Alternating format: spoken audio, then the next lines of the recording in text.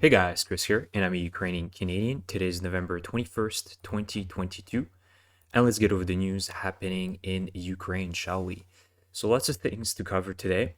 So, first of all, if we look at the map, there have been reports and confirmations from the Ukrainian side that the ongoing operation Kherson is starting around the region on the left bank of the Kherson region. And so the Ukrainian army is now starting their operations. It has been confirmed by the general staff. So we are seeing, and we can confirm that Ukrainian forces have struck overnight multiple locations on the left bank in Kherson, including Oleshki, Holia Prestan, Nova Kakhovka, Melitopol, which is located in Zaporizhia.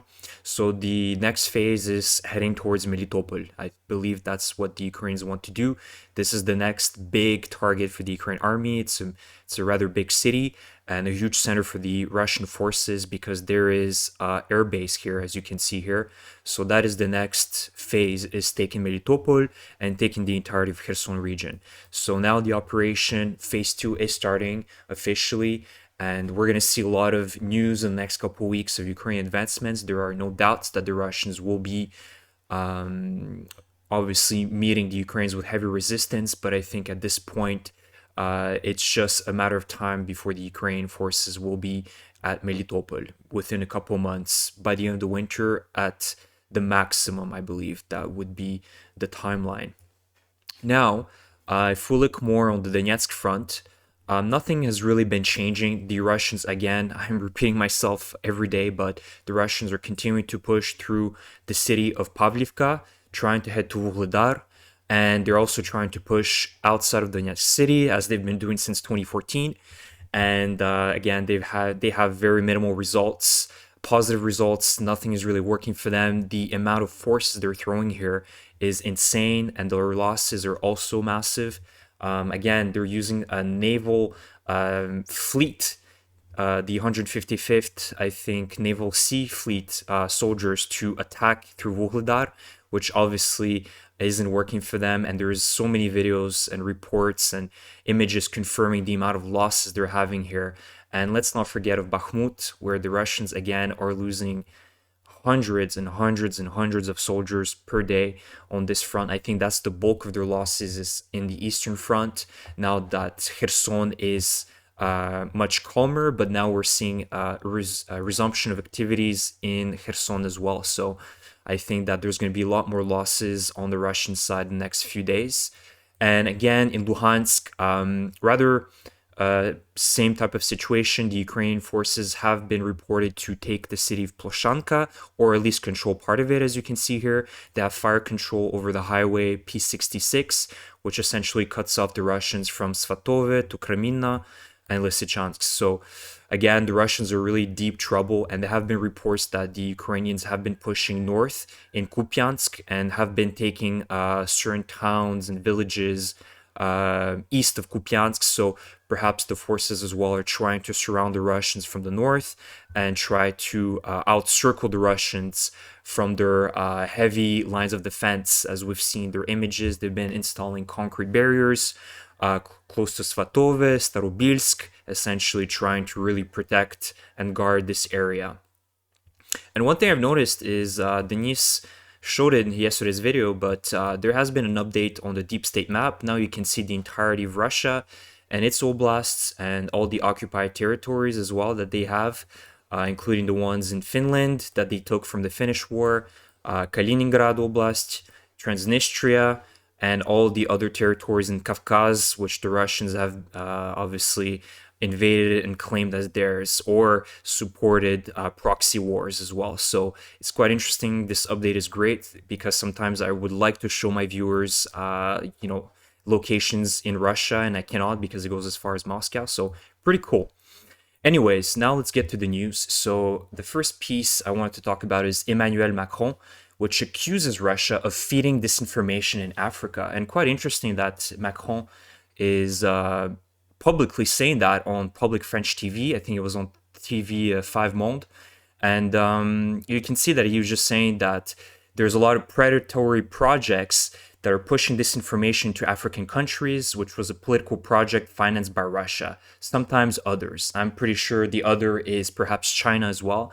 We know that both Russia and China have massive interests in Africa. And Russia itself, we've seen them through the Wagner Group trying to fund rebels and things like that, especially in Mali and other French colonial countries, to fund essentially these rebel groups to counter France's influence in their colonies or their former colonies. And of course, Emmanuel Macron is not happy about it. And it's interesting because he's always had a very soft, in my opinion, stance on Russia. We've seen him talking and discussing with Putin all the time, having phone conversations, him pleading Putin to go softer on Ukraine and things like that. But I'm very surprised of his stance now. I think he realized that Russia is trouble.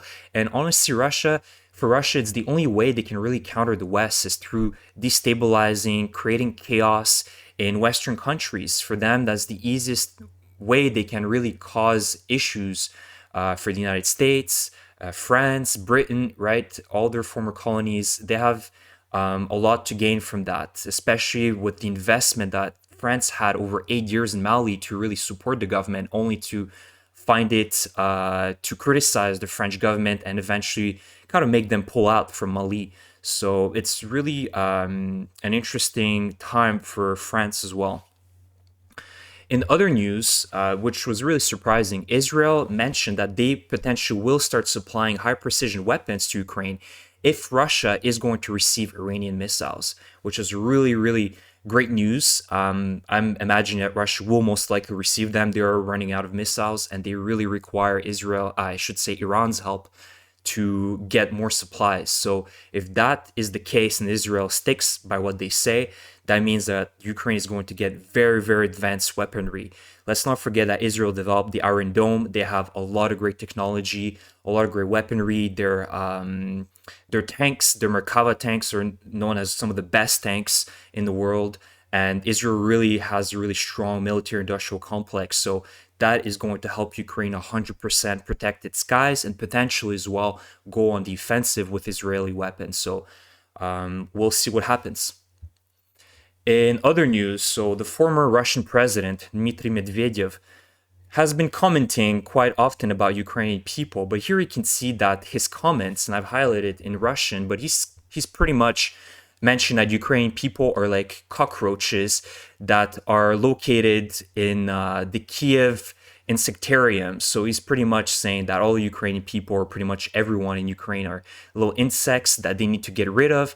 And at the bottom here, you can see that he's again throwing some discount historian professor, and he says that Kiev is the capital of the ancient Kiev of Russia, the ancient capital of Russia, ancient Russia, not Ukraine, but Russia, which did not exist. If we look at history, Moscow and Kremlin and the Russian Empire did not exist when Kievan Rus was founded. And Kiev is a city that is part of the Russian Empire. So again, the Russians still lie to themselves thinking that they were the first ones who appeared. But it just shows you how ridiculous, especially from a former president, the type of genocidal comments that we're getting from them. So it's absolutely ridiculous. But again, he's a drunkard. In Kherson, things are going back to normal, and not only by people coming back to Kherson, but you can see that the supermarkets are getting stocked up. This is the ATB supermarket, which is one of the most famous supermarkets in Ukraine. And you can see that this was prior, during the Russian occupation. Pretty much nothing was full. There was nothing on the aisles, no food, just a few juices, if nothing at all. And now you can see just a couple weeks later, not even 2 weeks later, and all the supermarkets are already stocked up. So it just shows the resilience of the Ukrainian people to want to go back to normal and really restore normalcy in Ukrainian cities. And on last news, before I go to the videos, a huge thank you to Luxembourg. It's a small country, about 700,000 people. They're still trying to do their best to help Ukraine. You can see here that I believe they tried to send Ukraine a couple Humvees that they have in stock. And anything can help, even though it's not a lot. We have to take into account that Luxembourg is not a big country itself, and they're still realizing the importance of helping Ukraine. So, to all the people that are from Luxembourg that are watching me, again, a huge thank you to your government, to Francois Bauch, that they believe in Ukraine's resistance and Ukraine's fight for freedom. So, it's really heartwarming to see that small countries like Luxembourg are really helping and giving their best. So let's head into the videos. And now this is a video of a Russian camp, and these are Yakutsk people, so native people of Russia. They might be used to the cold, but you can see the conditions of the camp, which are pretty terrible. And look at what they sleep on. I think they should get some better classes on how to set up a tent as well, because they lots of ventilation going on, but it's pretty terrible conditions. Again, it is war, and it's not like it's supposed to be luxurious, but I mean, they're sleeping on the ground on wooden pallets. I'm pretty sure most of them are going to develop back pain. The food just looks disgusting. Like, this is something you would expect seeing like in World War One or something. And they're listening to some like native music as well. Just a very sad scene overall. I mean, I don't know. I personally can't believe that these are the type of conditions they live in. But then again, it's not very surprising after all the videos we've been seeing of the equipment they're getting by the Russian army. This is Makivka, close to Donetsk city. HIMARS strikes struck fuel depots around Makivka. If you look on the map, again, Donetsk city is the fortress held by the separatists and the Russian army. And Makivka is right over here, so a little bit eastern, on the east side of Donetsk, not too far away from the front lines where Piske is, and Pervomayske, and all the other Avdiivka, all the cities controlled by the Ukrainian forces. Now, the Russians took Piske, but it's very small gains. And the Ukrainian army struck Makivka, which is right here, and there's a lot of railway lines coming up that kind of support these offensives that the Russians are currently doing. So it's another great strike by the Ukrainian forces. As you can see, it's a pretty big fire. So, yep.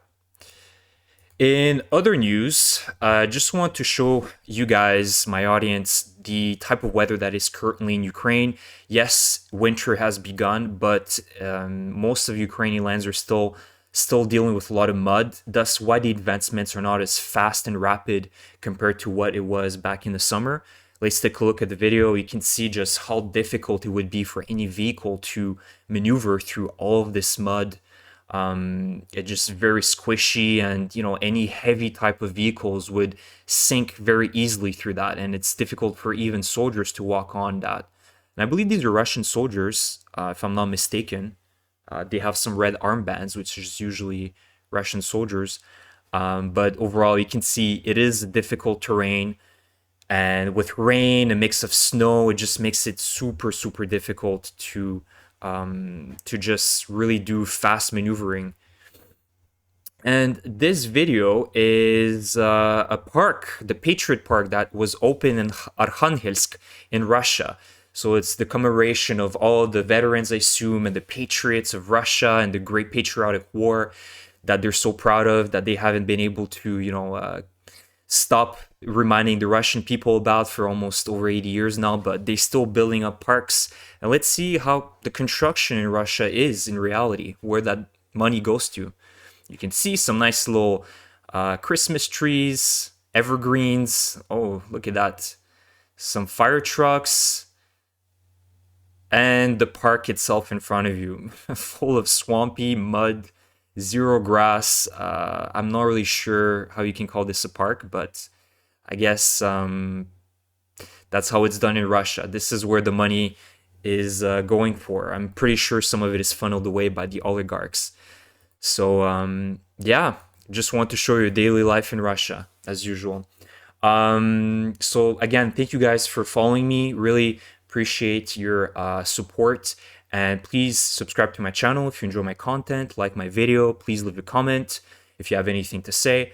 And I did hear you about the historical series that I was planning to do. So I am working on it, and perhaps by next week I will do post a video.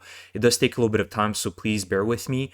But other than that, again, a huge thank you to all my supporters, and I will see you guys in the next video. Thank you.